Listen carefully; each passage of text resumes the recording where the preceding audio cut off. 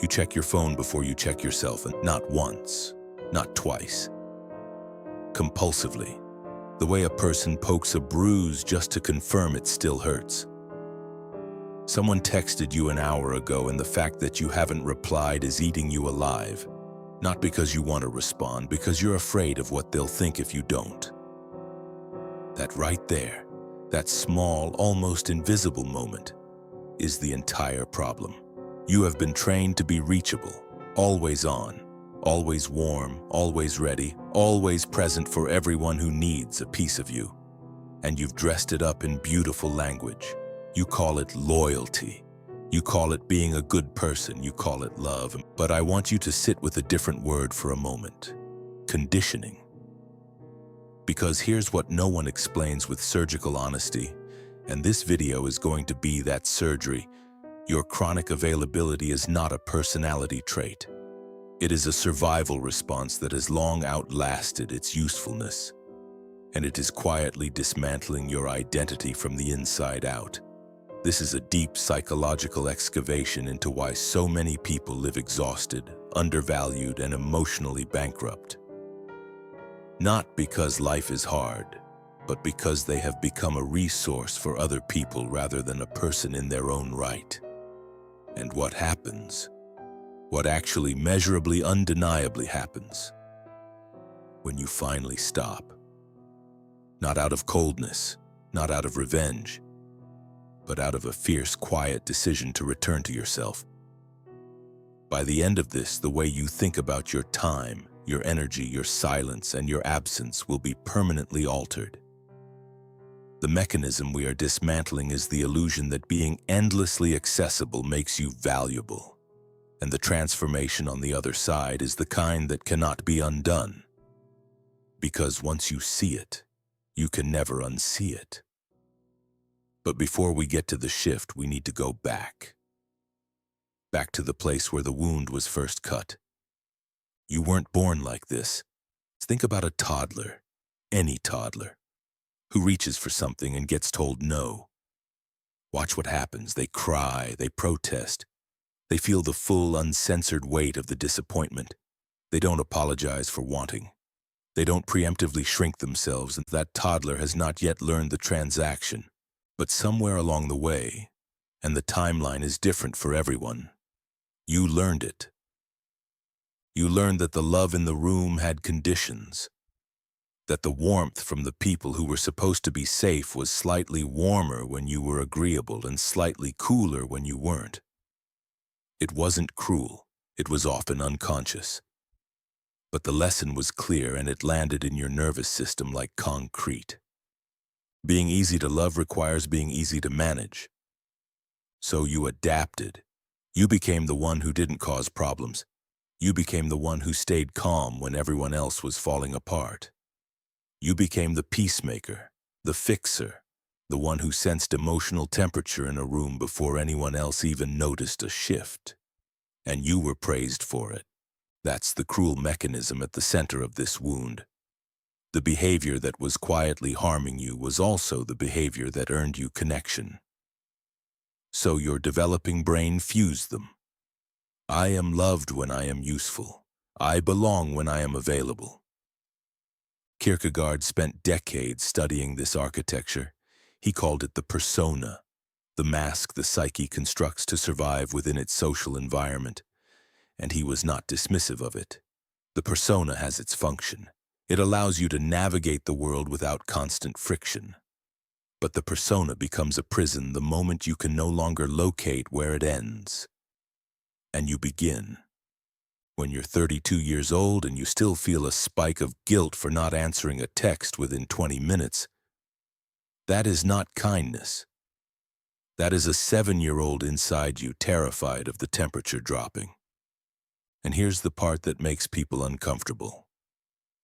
Most of the people in your life have never met you. They have met your mask. They have met the version of you that smiles and says, "No worry," responds promptly and makes everything smooth. And because that mask is so consistent, so reliable, they have mistaken it for your character. They don't know what you actually think. They don't know what you actually want, and the reason they don't know is that you've never shown them. Not because you're deceptive, but because your entire internal architecture has been organized around their comfort rather than your truth. That is the original wound, not one event, not one person, a pattern, locked in, repeated across decades, until the mask became load-bearing. And now you're exhausted, chronically, inexplicably exhausted, and you're about to understand exactly why. Let's talk about what it actually costs you, not in abstract terms. In the specific texture of your actual days, you're in a conversation with someone who is complaining, again, about the same situation they've been complaining about for 6 months, showing no real interest in changing anything, just recycling the drama for a fresh audience. And you listen, you nod, you offer careful, thoughtful words. You are present, and somewhere in the back of your mind, behind the politeness, a quiet voice says, "I don't have the energy for this," but you override it, because the alternative feels selfish. That override, that small act of silencing your own signal to accommodate someone else's noise, is not a neutral act. Jung had a precise term for this kind of energy, psychic energy. And he understood that it is not infinite. It is not a moral virtue that multiplies when you spend it. It is a finite, directable force. And every unconscious expenditure is a withdrawal from an account you're not watching. Think about the moments, really think, you say yes to plans you don't want to attend, because canceling feels like a character flaw. You answer a call that drains you, because not answering feels like abandonment. You reread a message 3 times, engineering the exact response that won't upset anyone, because the possibility of someone being momentarily disappointed by your honesty feels unbearable. You stay in conversations that have been dead for 20 minutes, because leaving feels rude. You downplay your own wins so the other person doesn't feel uncomfortable, because your brightness apparently is something that needs to be managed. Each one of these moments is a small, quiet self-betrayal. And here is the mechanism at work beneath all of them, the one that makes this so insidious. You are not doing these things out of strength. You are doing them out of fear. The fear of rejection. The fear of being labeled difficult. The fear that if you stop performing the role of endlessly available, the connection will dissolve and prove what you secretly suspected all along. That people were never there for you. They were there for the service you provided. And the brutal answer to that fear? Most of the time they were. The person who only texts you when they're in crisis. The friend who disappears when life is good and reappears the moment they need someone to absorb the weight of theirs. The partner who calls you stable and reliable. Words that are supposed to be compliments but are really just descriptions of how low maintenance you are to manage. These are not relationships. They are arrangements. And you have been so afraid of the silence that would follow if you disrupted them, that you've kept performing your part in a play that was never written with your well-being in mind. And the cost is not just tiredness. The cost is not knowing who you are outside of what you provide, because when you've spent years organizing your existence around others' needs, your own voice goes quiet, not all at once, gradually, like a frequency being slowly tuned out, until one day you sit alone, with no one needing anything from you, and you feel not relief, but an unsettling blankness. Because the silence that was supposed to be yours has been colonized for so long that you've forgotten what it feels like to just exist without performing. That blankness is not depression. It is the space where you were supposed to be. And reclaiming it, actually reclaiming it, not just intellectually agreeing with the idea of it, is harder than anything I'll describe in this video. But here's the first piece of what's coming, and I want you to hold on to it. The moment you stop being available, Not as a strategy, not as a game, but as a genuine act of self-return. Something shifts in the people around you, something uncomfortable and revealing. And what they reveal will tell you everything you need to know about what was actually holding those connections together. We're getting there. But first, you need to understand the mechanism of the shift itself. Because it's not what most people think. It's not about becoming cold. It's not about building walls. It's about something far more confronting. Here's what the self-help industry almost always gets wrong about this. They present unavailability as a tactic, as something you do to recalibrate a dynamic. Don't text back immediately. Create mystery. Let them wonder. As if your energy were a chess piece you're repositioning for strategic advantage. That's not transformation, that's performance with a different costume. The shift I'm describing is not behavioral. It's not something you do to other people. It's something that happens inside you. And then, as a consequence, reorganizes everything outside you. Jung called it individuation, and it is the most demanding psychological journey a human being can undertake. Here's what it actually looks like at the ground level. You stop seeking confirmation from the outside before you trust what's happening on the inside. That sounds simple. It is not simple. Because we are wired, deeply evolutionarily wired, to regulate our sense of reality through social feedback. When you feel something, you want someone to confirm it. When you make a decision, you want someone to validate it. When you're unsure, you reach outward for an anchor. Individuation asks you to stop, not permanently, not in isolation from all human connection, but to develop enough internal authority that your own perception becomes primary. You know what you know, you feel what you feel, and you no longer need someone else to authenticate it before you trust it. This is what conscious unavailability actually is at its core. It is not the absence of connection. It is the refusal to outsource your sense of reality to the people around you. And the moment that shift begins, even in its early, trembling, uncertain form, your behavior changes, not because you planned it, but because you are finally operating from a different center. You pause before responding, not as a strategy, because you are actually checking in with yourself first. You don't defend yourself against accusations that don't resonate with your truth, not out of superiority, but because you have developed enough inner solidity that you can examine the accusation calmly and let it pass if it doesn't fit. You leave conversations that are not serving the relationship, or you, not dramatically. You just leave, internally first, and sometimes physically. You stop explaining your decisions to people who haven't earned the right to understand your reasoning. And here, this is the part that cuts the deepest. You allow other people to have their discomfort.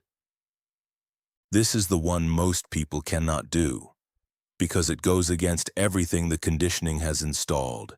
The whole architecture of chronic availability is built on the premise that their discomfort is your responsibility. That is when someone is upset.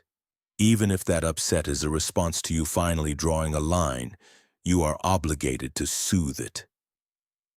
Individuation says no, not with cruelty, not with indifference, but with a clear-eyed recognition that another adult's emotional response is their internal weather. And you are not the climate. Jung was unsparing about this. He understood that the process of becoming yourself, fully, genuinely yourself, would cost you relationships. Not all of them, but the ones that were held together by your performance of smallness, the ones that required you to be less certain, less boundaried, less whole to function. Those relationships cannot survive your individuation, not because you've become worse, because you've become real. And some people were never in a relationship with the real you. They were in a relationship with the service you provided, and here's the open loop I need you to sit with as we move into the final act. When those relationships begin to dissolve, when the people who benefited most from your availability start to pull away, to criticize, to tell you that you've changed, you are going to feel something unexpected. Not relief, at least not first. You're going to feel like you did something wrong. And that feeling, that reflexive guilt, that pull back toward the familiar smallness, is the final test of whether the shift is real. What's on the other side of that test is something I want to show you precisely, because it is not what you expect. It is not loneliness. It is not hard. It is something I haven't named yet. And I'm saving it for the end. Because if I tell you now, you'll understand it intellectually, but you need to feel the architecture first. Let's talk about what changes externally, concretely, in the actual texture of your relationships and your days. The first thing you notice is who disappears. And this is not poetic, this is functional data. The people who were most insistent on your constant availability, the ones who interpreted any delay as rejection, any boundary as an attack, any change in you as a personal betrayal. They begin to create distance, sometimes loudly, sometimes through a slow, quiet withdrawal. And at first this hurts. I won't romanticize it. It feels like loss because it is loss. Your nervous system doesn't know the difference between losing a healthy relationship and losing an extractive one. Loss is loss. Grief is grief. But here's what the grief is actually about when you look at it clearly. You are not mourning the person. You are mourning the version of yourself that needed that dynamic. You are mourning the comfortable illusion that being useful was the same as being loved. That is a legitimate thing to grieve. Give it the time it deserves. But then, and this is where it gets interesting, look at what doesn't disappear. The people in your life who had a genuine investment in you, not in your function, not in your role, not in your emotional output. Those people don't leave when you change. They adjust. Some of them are confused briefly, some of them push back. But fundamentally they stay, because what they valued was actual, and actual things can evolve. And then something else happens. Something that surprises almost everyone who goes through this process. New people begin to enter your orbit, different kinds of people. When you are endlessly available, you radiate a particular kind of signal. It is the signal of someone who can be leaned on without limit. And that signal, unconsciously, magnetically, attracts people who are specifically looking for somewhere to lean. Not people who want to build something with you. People who want somewhere to rest, at your expense. When that signal changes, when your energy becomes more contained, more deliberate, more specific, the people it attracts change too. You begin to encounter people who are also operating from a center.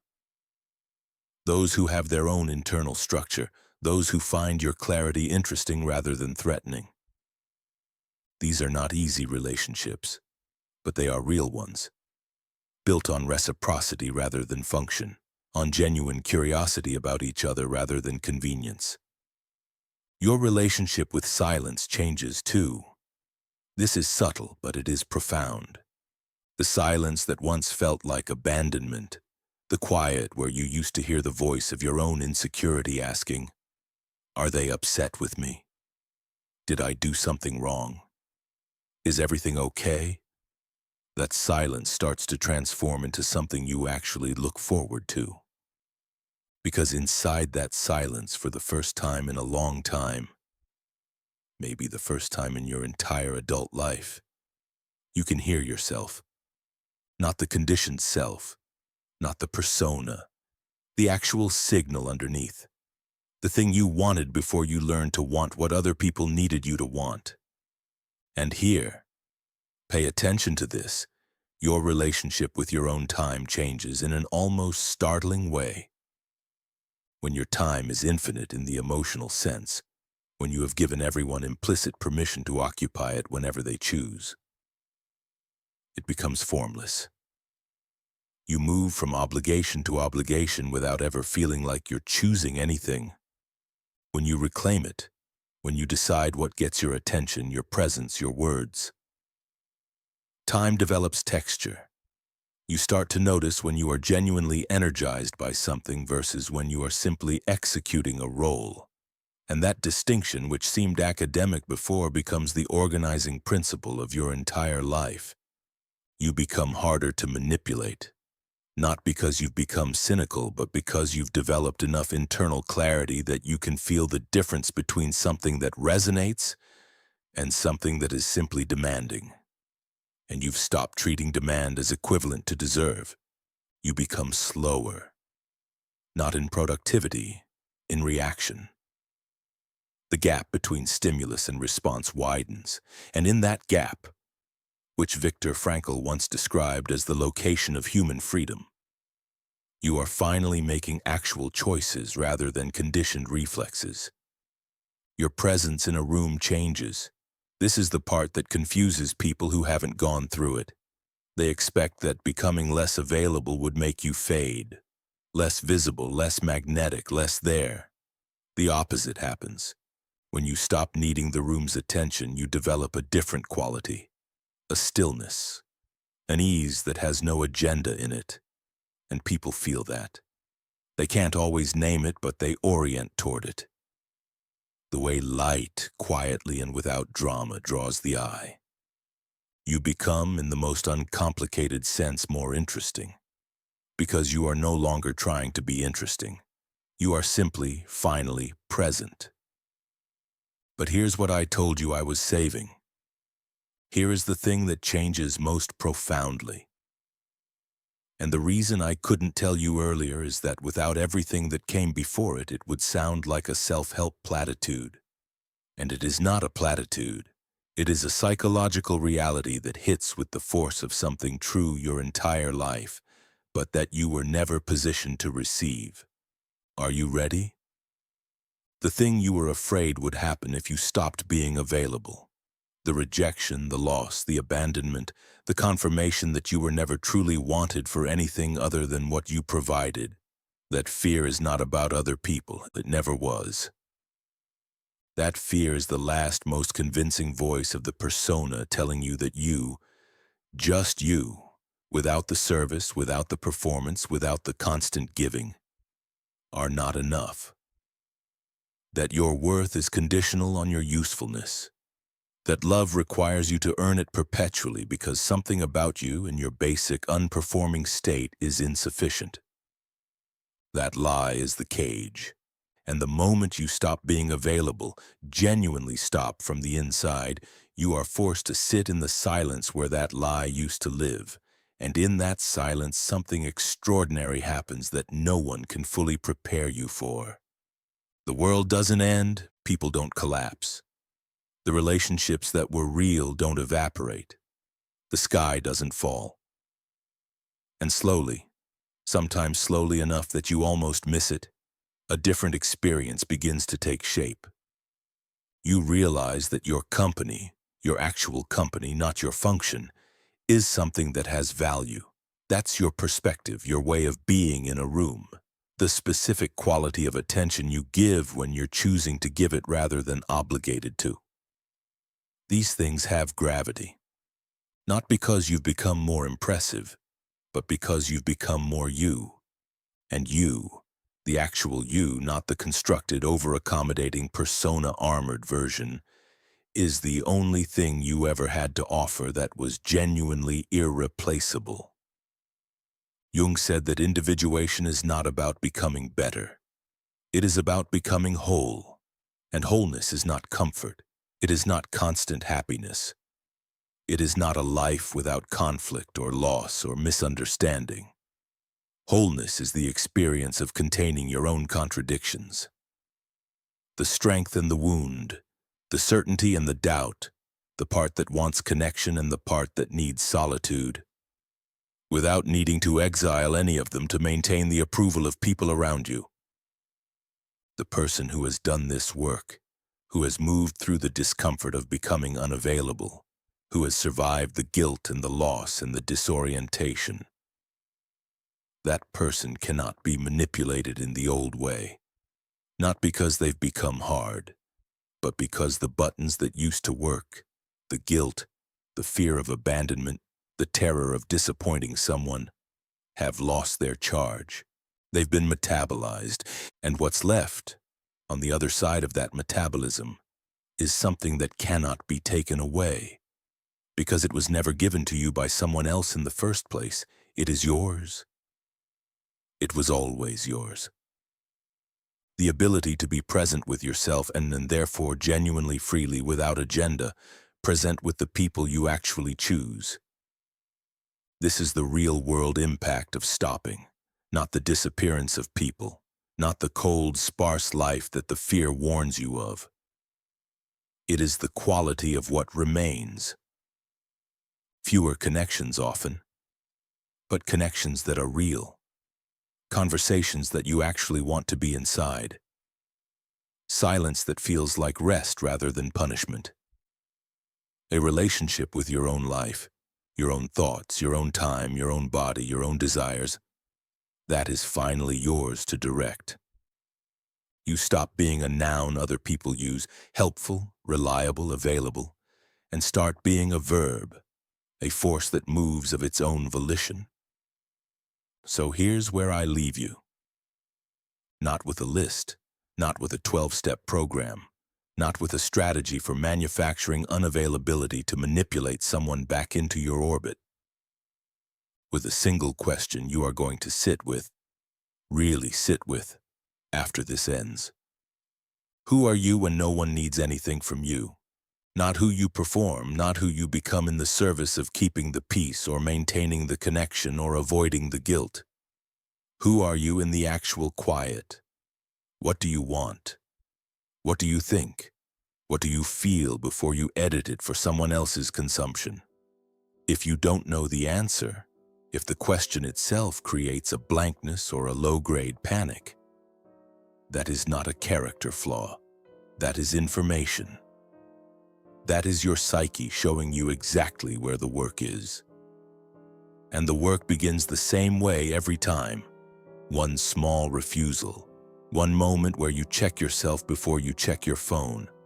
One conversation where you let the silence hold rather than rushing to fill it. One instance of being slightly less available than someone wants you to be. And discovering that the world and you survive it. Kierkegaard knew something essential that most of us have to relearn the hard way. Despair is not the absence of joy. Despair is the absence of self. It is the experience of living as someone other than who you are, performing the role of a person while the actual person waits quietly for permission to exist. Stop waiting for permission. Become unavailable to the version of your life that was built around everyone else's comfort. Become available, fiercely, unapologetically available, to yourself.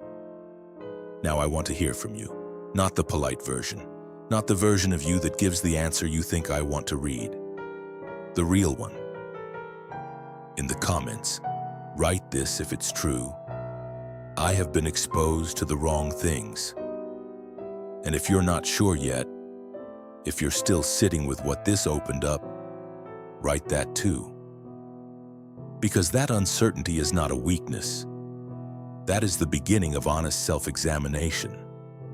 And that is the only place any real change has ever started. If this hits something true, share it with someone who needs to hear it, not as advice, as a gift. And the next video, I'll tell you this much, it goes further. Into the specific psychology of why the people who resist your growth are actually the most important information your life will ever give you. Don't miss it.